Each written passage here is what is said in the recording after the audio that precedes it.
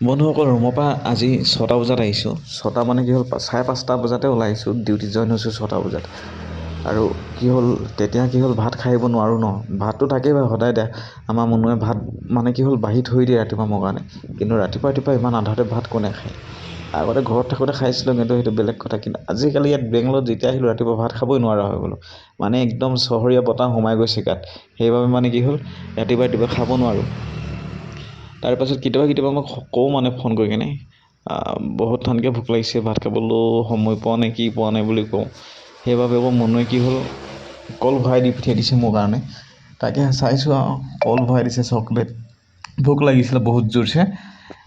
Order দিব আহিছিলোঁ, অলপ দূৰতে আহিছিলোঁ, তাৰপিছত অলপ ভিতৰীয়া জেগাত। তাৰপিছত ভাবিলোঁ ইয়াতে ছাইডতে ৰখি কিনে একদম ধুনীয়া গছ-গছনি আছে, তাৰে ছাঁহতে ৰখি মেলি খাই লৈছোঁ। এতিয়া মানে অলপ শান্তি পাইছোঁ।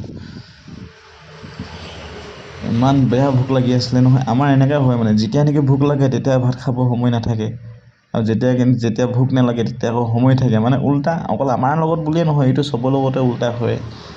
তাৰপিছত এতিয়াহে কল দুটা খাই লোৱাৰ পিছত শান্তি পাইছোঁ আৰু।